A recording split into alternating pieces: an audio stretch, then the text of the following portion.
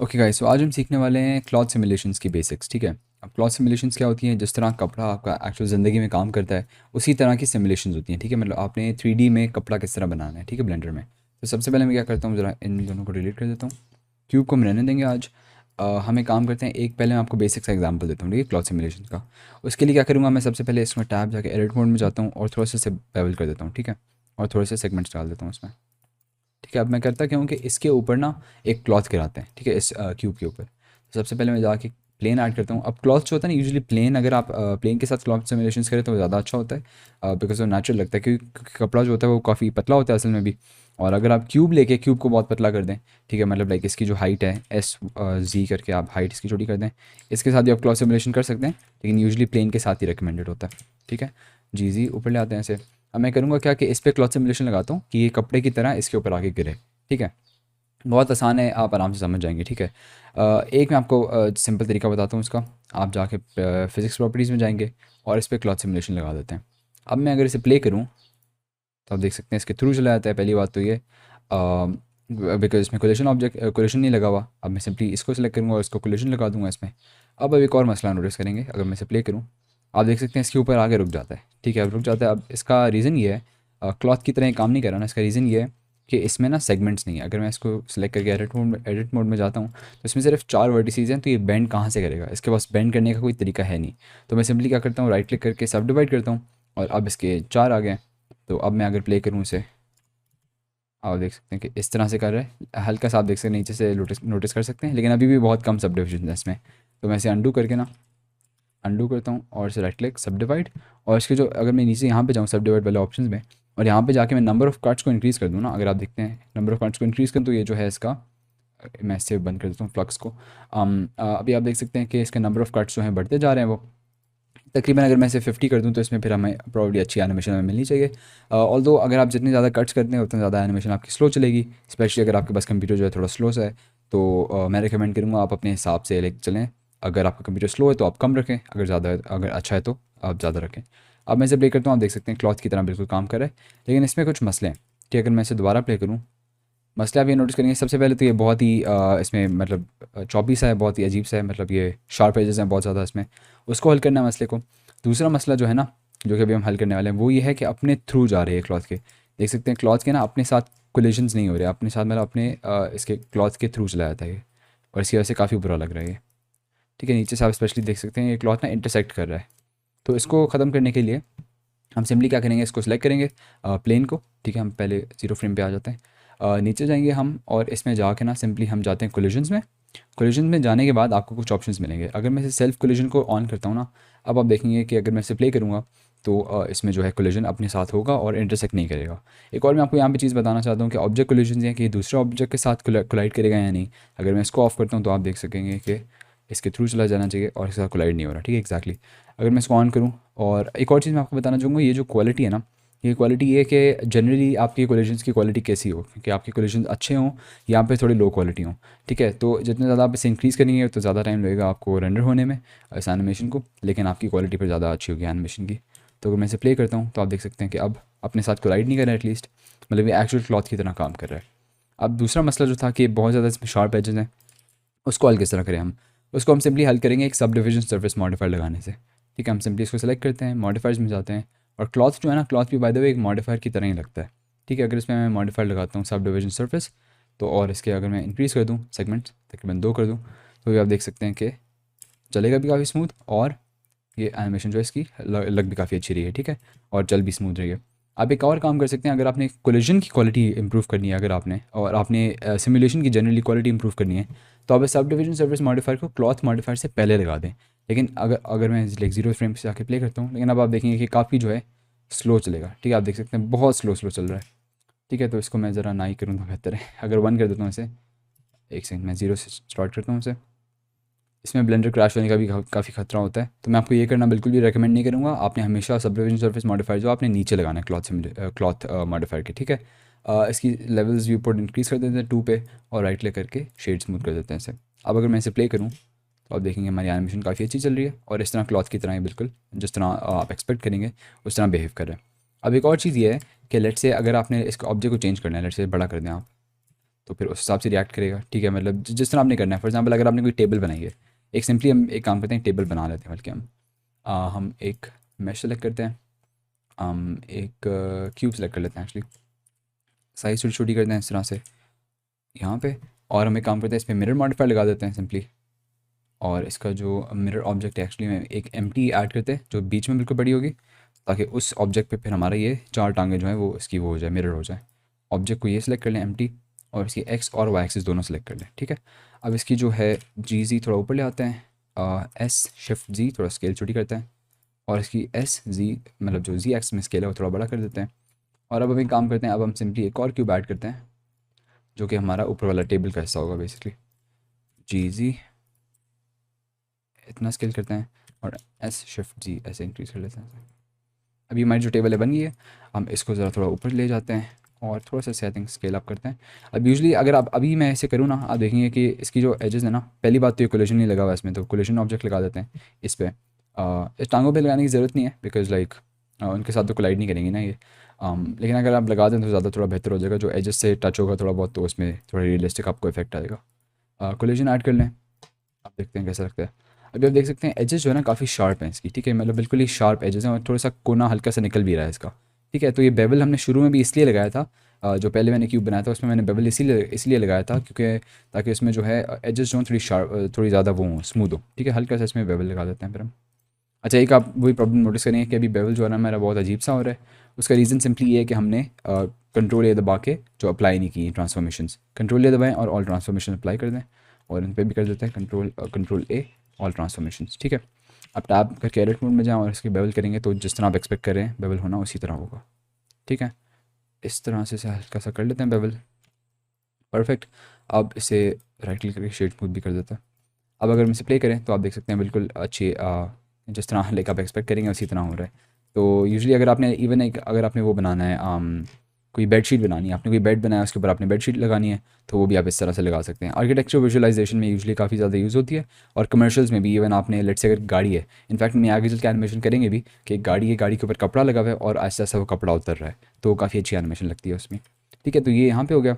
उसके बाद हम एक और चीज़ करने वाले हैं कि वो ये है कि लेट्स से अगर आपने फ्लैग बनाना हो, फ्लैग में क्या होता है कि आपकी एक जगह जो है वो एक ऑब्जेक्ट के साथ अटैच होती है और दूसरी जगह फ्रीली मूव कर रही होती है, ठीक है। अब अगर मैं इसे जी करूँ और इस टेबल को मैं हटा ही देता हूँ फ़िलहाल, या चले इसे नहीं हटाता, टांगों को हटा देता हूँ सिर्फ, ये वाला एरिया हो पड़ा, ठीक है। अभी आप देख सकते हैं ये पूरा जो है ग्रेविटी से इफेक्ट हो रहा है, और बिल्कुल भी किसी जगह से पिन नहीं है, ठीक है ऑब्जेक्ट। हम क्या करेंगे, हम सबसे पहले इसको सेलेक्ट करेंगे, टैब दबा के एडिट मोड में जाते हैं, और इस एज को हम डबल क्लिक करते हैं ताकि ये पूरी एज सेलेक्ट हो जाए। अब इसको ना हमने कोशिश करना है, इसको हमने करना ये है कि हम ये यहीं इसी जगह पे रहे, ठीक है, और बाकी सारा जो है उस पर क्लॉथ सिमुलेशन और नॉर्मली जिस तरह एक्ट करती है वो करती रहे, ठीक है। तो हम सिंपली क्या करते हैं, यहाँ पे आते हैं फिजिक्स प्रॉपर्टीज़ में, क्लॉथ में जाके हम नीचे जाते हैं। हमारे पास करना हमने ये है, हम शेप के अंदर जाएंगे और ये पिन ग्रुप का आपको ऑप्शन नज़र आएगा। अब इसमें आपने ना एक वर्टेक्स ग्रुप असाइन करना होता है। वर्टेक्स ग्रुप्स क्या होते हैं मैं आपको भी एक्सप्लेन करता हूँ। अब अगर आप यहाँ पे जाएँ इस ऑब्जेक्ट डाटा प्रॉपर्टीज़ में, यहाँ पे आपको एक ऑप्शन मिलेगा वर्टेक्स ग्रुप्स का। तो यहाँ पे जो वर्टेक्स ग्रुप नज़र आ रहा है ना, बेसिकली वर्टेक्स ग्रुप होता ही है कि आपने जो ये सारी वर्टिसेस सेलेक्ट की हुई है ना, एक वर्टेक्स बेसिकली एक पॉइंट को कहते हैं, ठीक है। एक 3D ऑब्जेक्ट में जो पॉइंट होती है उसको हम वर्टेक्स कहते हैं, ठीक है। तो अब हम क्या करते हैं, आप ये देख सकते हैं, आप ये जो पॉइंट का पूरा ग्रुप है ना, पॉइंट का ज़्यादा पॉइंट्स है ना, तो इनका एक ग्रुप बना देते हैं हम, ठीक है, उसको कहते हैं वर्टेक्स ग्रुप। तो हम करेंगे क्या, ये पॉइंट सेलेक्टेड है हमारी सारी, अब हम इनका ना एक वर्टेक्स ग्रुप बनाते हैं। कैसे बनाएंगे, हम सिंपली यहाँ पे वर्टेक्स ग्रुप्स में आएंगे, इसको प्लस को दबाएंगे ताकि एक और नया वर्टेक्स ग्रुप बन जाए। अब हमने जो वर्टिसेस जो मतलब पॉइंट्स हमने इस ग्रुप में डालनी है ना, उसको हम सेलेक्ट करेंगे, ठीक है। फॉर एग्जांपल अगर हमने ये वाली सेलेक्ट करनी है, सेलेक्ट करके हम दबा देंगे असाइन। असाइन दबाते हैं तो ये जो है इसके अंदर आ गए। अब फॉर एग्जांपल अगर आपने इसका नाम चेंज करना है तो आप नाम भी इसका चेंज कर सकते हैं। अभी मैं इसका नाम रखता हूँ पिन, बिकॉज ये फिर पिन होंगी ना, यहाँ पे पिन भी होंगी। तो हम करेंगे क्या, अगर लेट से आपको कोई चेंज करनी है इसमें वर्टिसेस, फॉर एग्जांपल अगर आपने ये वाली बैड करनी है, ठीक है, आप ये वाली सेलेक्ट करेंगे फिर असाइन दबा लेंगे। लेट से अगर मैं इसमें जाऊँ, सर्कल सेलेक्ट में जाऊँ, शिफ्ट दबा के अगर मैं इन्हें थोड़ी ज़्यादा सेलेक्ट कर लूँ, या फिर लाइक मैं क्या करूँ कि सिर्फ ये वाली सेलेक्ट कर लूँ, और ये वाली मैंने रिमूव करनी है, फॉर एग्जांपल सेलेक्ट करके रिमूव करूँगा तो रिमूव हो जाएंगी, लेकिन मैं ऐसे प्रेस नहीं कर रहा बिकॉज मैंने नहीं करना है। तो अभी हमारी, अगर मैं इसको डी सेलेक्ट करूँ, नॉर्मल ट्वीक मोड में जाऊँ, इसको शिफ्ट क्लिक किया तो ये वो होगी, रिमूव होगी, ठीक है। अब मैं इनको सेलेक्ट करके असाइन कर देता हूँ, ठीक है। अब सिर्फ हमारे वर्टेक्स ग्रुप में ये वाली वर्टिसेस हैं। अब अगर मैं टैप करके एडिट मोड से बाहर निकलता हूँ और मैं अगर अपनी फिजिक्स प्रॉपर्टीज़ में जाता हूँ अब, तो अभी आप देख सकेंगे यहाँ पे कि अगर मैं नीचे जाता हूँ शेप में, शेप वाले मेन्यू में, तो यहाँ पे पिन ग्रुप जो है ना इसको मैं सेलेक्ट कर दूँ और यहाँ पे पेन वाला हमारे पास ऑप्शन आ जाएगा। उसको अगर मैं सेलेक्ट करूँ और मैं इसे अगर प्ले करूँ, अब आप देख सकेंगे कि हमारा जो है जो वर्टेक्स ग्रुप में जो वर्टिसेस थी ना सिर्फ उनसे पिन हुआ है। एक लेकिन हमने गलती ये की कि हमने एक दूसरा यहाँ पे एक वर्टेक्स जो थी वो भी हमने वो कर ली थी, क्या नाम है, इसको असाइन कर ली थी। तो हम सिंपली क्या करते हैं, ए दबाते हैं ताकि सब कुछ सेलेक्ट हो जाए। हम यहाँ पे जाके रिमूव कर देते हैं ताकि सारे जो है ना वर्टिसेस निकल जाएँ उसमें से।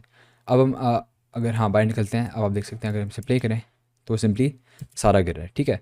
अब अगर हम वापस जाएँ, फर्स्ट फ्रेम पे जाएँ और अब अगर सिर्फ इस लाइन को सिलेक्ट करें और अब दोबारा हम असाइन कर दें, तो भी आप देख सकेंगे कि सिर्फ यहाँ से पिन हुई है, ठीक है। बाकी सारी जो है नॉर्मली जिस तरह कपड़ा होता है उस तरह से सिमुलेट करा। तो इससे आप कर्टन्स वगैरह बना सकते हैं, डिफरेंट चीज़ें आप बना सकते हैं इससे, ठीक है। तो अपॉर्चुनिटी जो हैं, जो पॉसिबिलिटीज़ है वो एंडलेस हैं। बस आपको ये टूल आना चाहिए कि आपको किस तरह यूज़ करना है। अब फॉर एग्जांपल आपने इस पिन वाले को ना एनिमेट करना है आपने। लेट्स से अगर आपने इसे अगर मैं प्ले करूँ, अगर मैं इसे एनिमेशन को प्ले करूँ, तो यहाँ पे हमारे पास एक पॉइंट हो जिसको हम पकड़ के ना मूव करें और हमारी एनिमेशन भी उसी हिसाब से चलती रहे। तो वो किस तरह करना है वो मैं आपको भी बताता हूँ। सबसे पहले आपने क्या करना है, एडिट मोड में जाना है। यहाँ पे आके जो सिलेक्ट होगी ना सारी वर्ड्स, हमने क्या करना है, हमने F3 दबाना है। F3 बेसिकली सर्च के लिए होता है, सर्च आप कर सकते हैं इससे। अगर इस पर आप लिखते हैं ना हुक, हुक लिखते हैं और यहाँ पे सेलेक्ट करते हैं आप हुक टू न्यू ऑब्जेक्ट, तो होता क्या है, ये एक नया ऑब्जेक्ट बन जाएगा। इसके साथ ये जो वर्टिसेस है ना ये सिलेक्ट हो जाएंगी और ये मतलब बेसिकली इसके साथ जॉइन हो जाएंगी, हुक हो जाएंगी, ठीक है। तो अब हम क्या करेंगे, अब अगर मैं इसे यहाँ पे फॉर एग्जांपल अगर मैं इसे मूव करता हूँ इस एम्प्टी को सिलेक्ट करके, तो भी आप देख सकते हैं कि ये जो है हमारी जो वर्टिसेस हैं वो मूव हो रही हैं, ठीक है, exactly the way we want them to. लेकिन अब मसला ये है कि अगर मैं इसे प्ले करता हूँ और इसे करता हूँ ऐसे, तो ये इतना खास कोई क्लॉथ एनिमेशन पे फ़र्क नहीं पड़ रहा, ठीक है। अब वो उसका रीज़न ये है कि जो हमारा मॉडिफायर स्टैक होता है ना, जो हमारा ये होता है यहाँ पे, अगर मैं इसको सेलेक्ट करके मॉडिफायर्स में आऊँ, तो आप देख सकते हैं हुक एम्प्टी एक नया हमारा मॉडिफायर बन गया, ठीक है। तो हमने करना ये है बेसिकली कि हमने इसको ना क्लॉथ के पहले लगाना है, बिकॉज हम ये पहले डिसाइड करना चाहते हैं कि इसकी पोजीशन कहाँ पे होगी, उसके बाद उसकी क्लॉथ एनिमेशन जो होगी वो प्ले होगी। तो सिंपली अगर आप इसकी लॉजिक ना भी समझे ना, ऐसे सिंपली ये कर ले कि हमेशा आपने हुक एम्प्टी को ऊपर लाना होता है। अब अगर मैं इस एनिमेशन को प्ले करूँ और मैं इस हुक को सेलेक्ट करके मूव करूँ, तो आप देख सकते हैं कपड़े को मैं तो अभी जो है हम इसे अपने हिसाब से मूव कर सकते हैं, ठीक है। लेकिन ऑब्वियसली अगर आप इसे ज़्यादा मूव करेंगे तो ये कपड़ा जो है ग्लिच करना शुरू हो जाएगा और थोड़ा सा अजीब सा हो जाएगा। अभी मैं इसे ज़रा अंडू करता हूँ पहले, कंट्रोल जी करके, जहाँ से स्टार्ट हुआ था वहीं पे आपने हल्के हल्के से मूव करना है, ठीक है, ताकि जो है मेक श्योर कि आपके मॉडिफायर स्टैक में ऊपर हो एम्प्टी, ठीक है। आपने हल्के हल्के से मूव करना है ताकि जो है आपका ज़्यादा जो हो इंटेंस मूवमेंट ना हो आपकी ज़्यादा, ठीक है। तो अब अगर मैं इसे थोड़ा नीचे ले आता हूँ, सॉरी जी एक्सिस में इस तरह से, और मैं इसे अगर प्ले करता हूँ, तो आप देख सकते हैं अगर मैं इसे ऐसे मूव करता हूँ, तो जिस तरह कपड़ा मूव करता है ना ये उसी तरह एग्जैक्टली मूव करेगा, ठीक है। ज़्यादा ऑब्वियसली अगर आप जज्बाती हो जाएंगे तो फिर ग्लिच वगैरह शुरू हो जाएंगे, और बस ये इसका की है कि आपने जज्बाती नहीं होना, ठीक है। अच्छा ये इस तरह से चल रहा है, थोड़ा सा ये ग्लिच हुआ था बीच में, लेकिन जनरली ग्लिच थोड़े बहुत आते रहते हैं।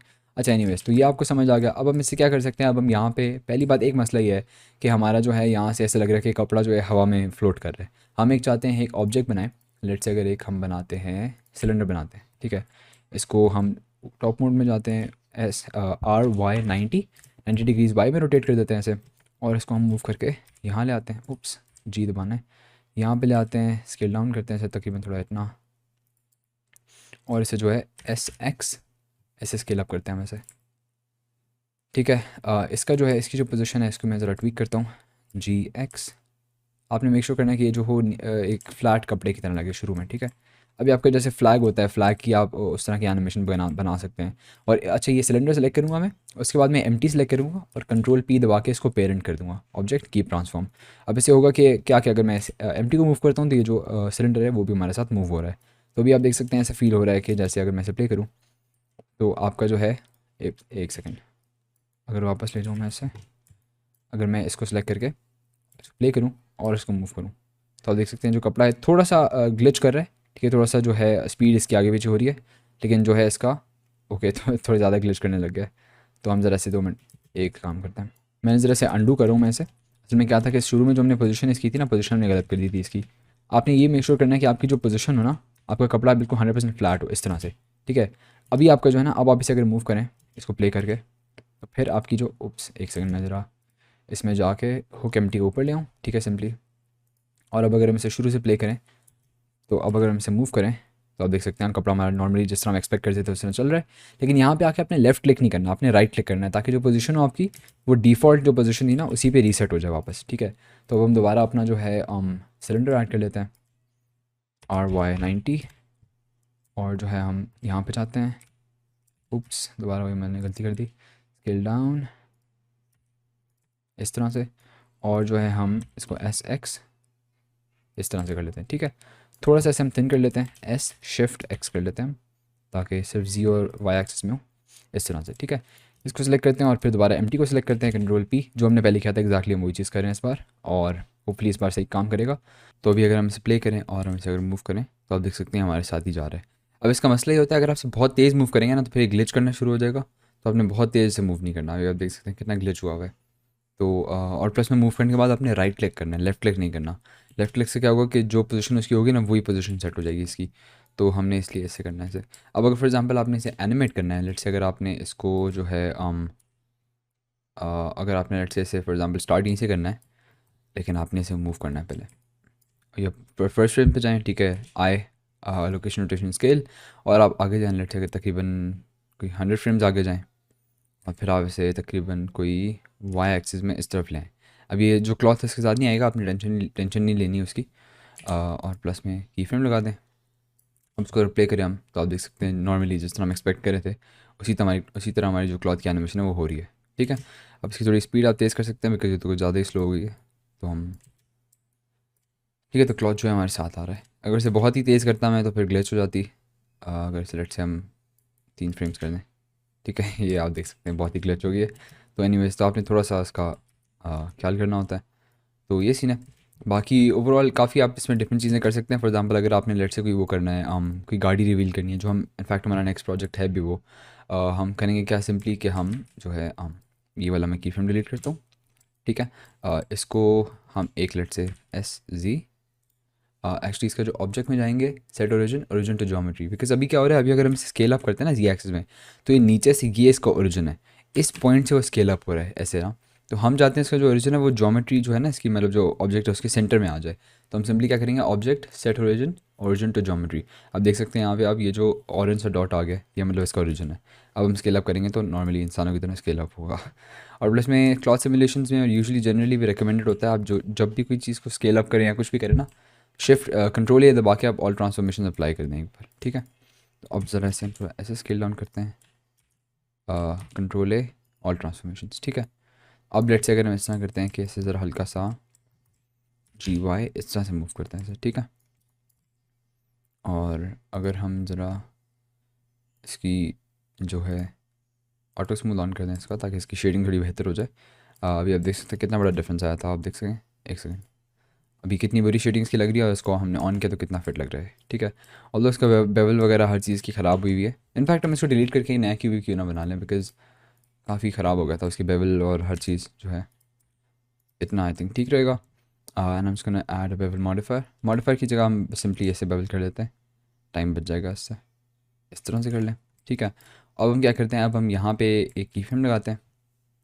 इनफैक्ट लगा हुआ है पहले हमारा शुरू में, हम तकरीबन 50 फ्रेम्स आगे जाते हैं और ऐसे GY ऐसे कर जाते हैं, ठीक है। और फिर GZ इस तरह भी ले आते हैं, थोड़ा पीछे ले जाते हैं ताकि ये जो कपड़ा उसके नीचे गुजरे, और यहाँ से ऐसे की फ्रेम लगा लें। अब अगर हम इसे प्ले करते हैं तो आप देख सकते हैं कि ये जो है पहली बात तो इसमें खैर पहली बात इसकी स्पीड काफ़ी तेज़ है, तो हम इसको ज़रा 100 फ्रेम्स कर लेते हैं, ठीक है। दूसरी बात इसके साथ कोलाइड नहीं हो रहा, बिकॉज इस पर कोलिजन वाला नहीं लगा हुआ।